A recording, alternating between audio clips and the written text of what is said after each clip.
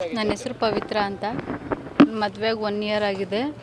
ಇವಾಗ ಬೇರೆ ಹುಡುಗಿ ಜೊತೆ ರಿಲೇಷನ್ಶಿಪ್ ಇಟ್ಕೊಂಡು ಇರೋದಾದರೆ 3 ಜನ ಇರೋಣ, ಇಲ್ಲಾಂದ್ರೆ ನೀನೇ ಬೇಡ ಅಂತ ಡೈವರ್ಸ್ ಕೊಡು ಅಂತ ಟಾರ್ಚರ್ ಕೊಡ್ತಿದ್ದಾರೆ. ಪಾಪು ತೆಗಿಸು ಅಂತ ಎಲ್ಲ ತುಂಬ ಟಾರ್ಚರ್ ಕೊಡ್ತಾಯಿದ್ದಾರೆ. ಮದುವೆ ಆಗಿದ್ದು ನನ್ನನ್ನೇ, ಆದರೆ ಹುಡುಗಿ ನಿಶಾ ಅಂತ ಅವಳ ಜೊತೆ ಅಕ್ರಮ ಸಂಬಂಧ ಇಟ್ಕೊಂಡು ಬೇರೆ ರಿಲೇಷನ್ಶಿಪ್ ಇಟ್ಕೊಂಡು ನನ್ನನ್ನು ಡೈವರ್ಸ್ ಕೊಡ್ತೀನಿ, ನೀನು ಬೇಡ, ನಾನು ಅವಳ ಜೊತೆನೇ ಇರ್ತೀನಿ ಅಂತ ಟಾರ್ಚರ್ ಕೊಡ್ತಾ ಇದ್ದಾರೆ. ಅತ್ತೆ ಮಗನೇ, ಹೆಸರು ಕೆಂಗಣ್ಣ ಸ್ವಾಮಿ ಅಂತ, ಪೊಲೀಸು, ಕೋಲಾರಲ್ಲಿ DR ಕೆಲಸ ಮಾಡ್ತಾರೆ. ಅತ್ತೆ ಮಗನೆಲ್ಲ ಸರ್ ಫಸ್ಟಿಂದ ಲವ್ ಮ್ಯಾರೇಜ್ ಇದು, ಲವ್ ಮಾಡಿ ಮದುವೆ ಆಗಿದ್ದು.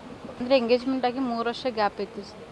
ಆಮೇಲೆ ಮದುವೆ ಆಗಿ ಮನೆ ಕಟ್ಟಬೇಕು ಅಂತ ಟೈಮ್ ಕೇಳ್ಕೊಂಡಿದ್ರು. 3 ವರ್ಷ ಟೈಮ್ ಕೊಡಿ, ಮನೆ ಕಟ್ಟಬೇಕು, ಆಮೇಲೆ ಮದುವೆ ಆಗ್ತೀನಿ ಅಂತ. ಈಗ ನಿಮ್ಮ ಮದುವೆಗೆ ಎಷ್ಟು ವರ್ಷ ಆಯಿತು? 1 ಇಯರ್ ಆಯಿತು. 1 ಇಯರ್ ಆಯಿತು. 1 ಇಯರಿಂದ ನೀವು ಎಲ್ಲಿದ್ರಿ? 1 ಇಯರಿಂದ ಅಲ್ಲೇ ಇದ್ದಿದ್ದು. ಇವಾಗ 4 ತಿಂಗಳಿಂದ ನಮ್ಮ ಅಪ್ಪನ ಮನೇಲಿರೋದು. ಅಂದರೆ ಕರ್ಕೊಂಡ್ಬಿಟ್ಟು ಮಾಮೂಲಿ ನಮ್ಮ ಅವ್ರ ತಾತನೊಂದು ತಿಥಿ ಇತ್ತು, ಆ ಕಾರ್ಯಕ್ಕೆ ಬಂದು ನಾವು ಇಲ್ಲೇ ಉಳ್ಕೊಂಡ್ಮೇಲೆ ನೀನು ಕರ್ಕೊಂಡು ಹೋಗಲಿಲ್ಲ. ಅವರು ವಾಪಸ್ ಬಂದು ಕರ್ಕೊಂಡು ಹೋಗಲ್ಲ, ಡೈವರ್ಸ್ ಕೊಡ್ತೀನಿ, ನಿಂಗೆ ನಿಮ್ಮ ಜೊತೆ ಜೀವನ ಮಾಡಲ್ಲ ಅಂತ ಹೇಳ್ತಾರೆ.